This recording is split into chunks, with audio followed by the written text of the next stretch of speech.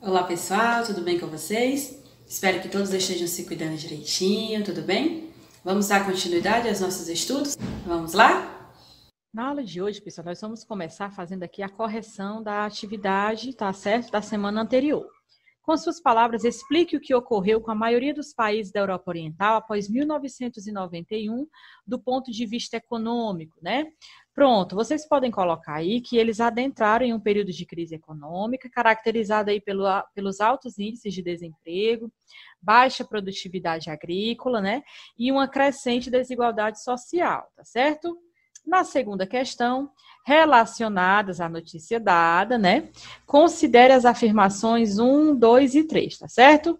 Dessa forma, apenas os itens 2 e 3, pessoal, é que estão corretas, tá certo? Então, você vai marcar aqui o item B. Passando para a página 401, a terceira questão diz: qual a principal área produtora de gêneros agropecuários da Rússia? Tá? Então, você vai marcar aqui o segundo item. Na quarta questão, quer que você explique a importância do setor energético na Rússia e a sua relação com o crescimento econômico do país, tá? Então, a proeminência da Rússia no setor energético tem impulsionado as receitas do governo e representado uma parte importante do seu PIB na última década. Na quinta questão, caracterize o setor industrial russo no que diz respeito à tecnologia empregada e à diversificação do parque industrial do país. O nível tecnológico é menor do que em potências desenvolvidas, como Estados Unidos e Japão. A indústria de base é mais desenvolvida e a indústria de bens de consumo menos desenvolvida, tá?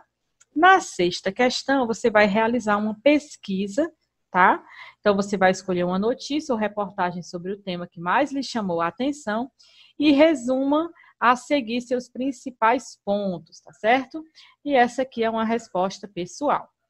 O conteúdo de hoje, pessoal, nós vamos começar falando sobre a Rússia e os outros países do mundo.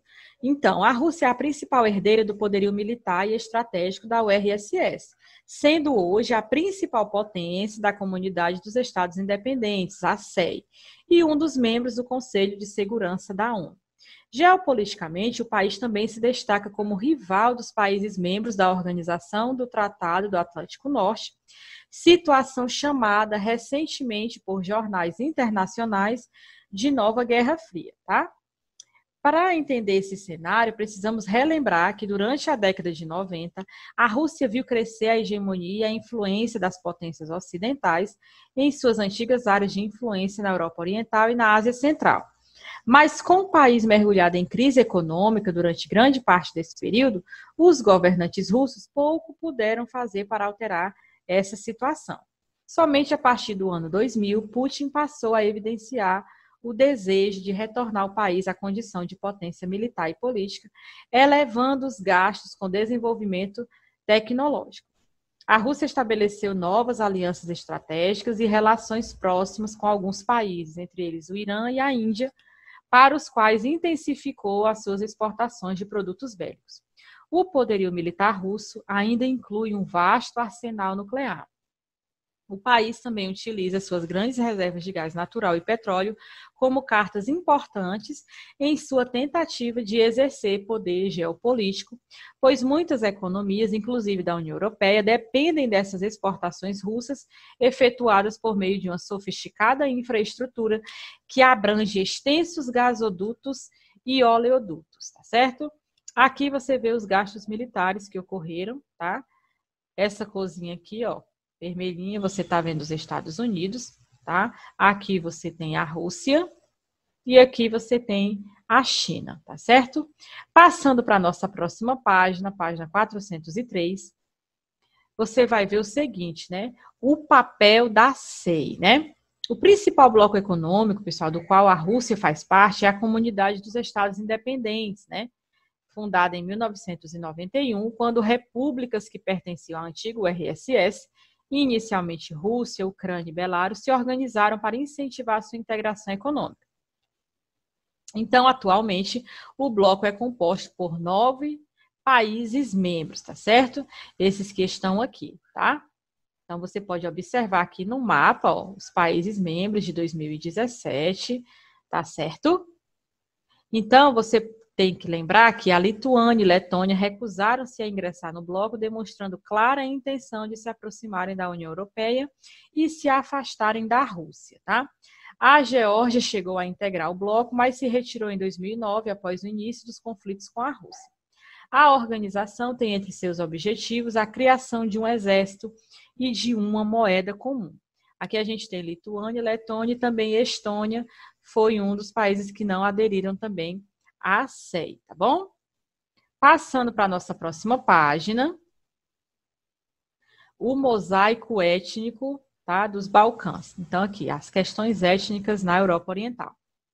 Em decorrência da grande diversidade étnica da região, após a fragmentação da URSS, 6 repúblicas distintas que compunham a extinta República Socialista Federal da Iugoslávia, cada uma delas abrigando um grupo étnico majoritário, se viram em meio a uma febre de ideias nacionalistas. Tá? Em 1991 e 1992, Eslovênia, Croácia, Macedônia e Bósnia e Herzegovina declararam independência, mas oficiais bósnios de origem sérvia articularam, com o apoio do presidente iugoslávio Slobodan, uma operação militar para garantir a unidade do Estado da Iugoslávia em torno de um Estado sérvio. Forças croatas realizaram ainda ataques simultâneos para conquistar territórios bósnios, iniciando um conflito que envolveu diversos outros protagonistas e coadjuvantes. Após o Acordo de Washington, em 1994, a Croácia abandonou seus objetivos iniciais e formou uma aliança com a Bósnia contra os sérvios, apoiada pela OTAN. Os sérvios se renderam em 1995 após um acordo de paz, no qual foram definidos os limites territoriais da Bósnia e Herzegovina. A Guerra da Bósnia foi marcada por diversos atos de genocídios étnicos religiosos e as repúblicas de Sérvia e Montenegro permaneceram unidas até 2006. Atualmente, a província da Voivodina é uma região autônoma da Sérvia, também com tendências separatistas, e permanece sob disputa o território Kosovo, no qual a maioria da população é de origem albanesa e muçulmana e busca autonomia em relação à Sérvia. O Kosovo se declara independente desde a década de 1990, mas não é reconhecido pela comunidade internacional. Tá? Aqui você tem um mapa, tá, da região dos Balcãs e a fragmentação da Iugoslávia. Vivendo valores. A intolerância e o desrespeito à diversidade étnica e religiosa têm ocasionado sérios conflitos em todo o mundo. É muito importante repudiar qualquer tipo de conflito entre os povos. Tá, pessoal? Aqui vem aquela questão, né, que a gente sempre fala, tá? Nós temos que respeitar todas as pessoas, né? Independente de sua religião, independente de sua crença, independente de qualquer coisa, tá certo, pessoal? Precisamos respeitar a todas as pessoas. Passando para a nossa página 405, conflitos no Cáucaso, né? A Cordilheira do Cáucaso e suas planícies adjacentes, localizadas entre o Mar Negro e o Mar Cáspio, são de importância estratégica e apresentam grande diversidade étnica e religiosa. Parte da URSS até 1991, hoje a região engloba territórios de 5 países. Aqui você tem o mapa do Cáucaso, né, a região de conflitos, tá certo? Um dos focos mais relevantes é a República da Chechênia, uma das repúblicas da Federação Russa. Sua população é muçulmana e apresenta forte tendência nacionalista. Em 1991, a Chechênia declarou independência, mas teve seu território invadido pela Rússia na Primeira Guerra da Chechênia. Uma nova ação militar russa com o mesmo objetivo ocorreu em 1999 e no século XXI. Terroristas chechenos realizaram ataques contra alvos estratégicos russos. A Ossétia do Sul, território ao norte de Tbilisi, capital da Geórgia, também se declara independente e é controlada por um governo autônomo aliado de Moscou. No entanto, a sua independência não é reconhecida pela ONU, tampouco pelo governo georgiano. Episódios de violência ocorreram em vários momentos após a desintegração da URSS e a Declaração de Independência da Geórgia na década de 1990, sempre envolvendo tropas georgianas de um lado e separatistas da Ossétia do Sul, com o apoio da Rússia do outro. A Ucrânia e a crise na Crimeia. A Ucrânia ganhou a sua independência em 1991, quando deixou de ser uma das repúblicas da URSS. No oeste do país, a população é de maioria ucraniana, com clara preferência a uma aproximação com os países da Europa Ocidental e os Estados Unidos. Na porção leste, porém, a maioria da população é de origem russa e prefere relações mais próximas com a Federação Russa. Então, a gente está falando aqui, como vocês podem observar, da Ucrânia e a crise na Crimeia, tá? O governo russo não reconheceu o processo, alegando que a chamada Revolução Ucraniana de 2014 foi um golpe de Estado, tá? No mesmo período, autoridades da Península da Crimeia, região da população majoritariamente russa e cedida pela URSS à Ucrânia em 1954, promoveram um referendo para decidir se a região deveria permanecer sob a autoridade do governo ucraniano ou ser anexada à Federação Russa. A anexação à Federação Russa, aprovada pela maioria da população, legitimou a ocupação militar russa na região. Na ocasião, o presidente da Rússia, Vladimir Putin, enviou tropas para a Crimeia e grupos militares pró-Rússia assumiram o controle de pontos estratégicos da península. A ocupação aconteceu sob protestos dos países da União Europeia, dos Estados Unidos e do governo da Ucrânia, que busca aproximar suas relações econômicas com as potências ocidentais.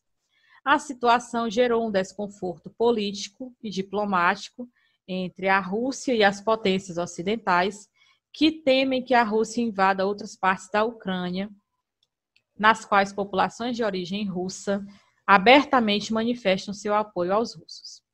A Península da Crimeia, que faz a ligação entre o Mar Negro e o Mar de Azov, é uma região de importância estratégica para o governo de Moscou, que tem na região seu único porto livre de gelo no inverno.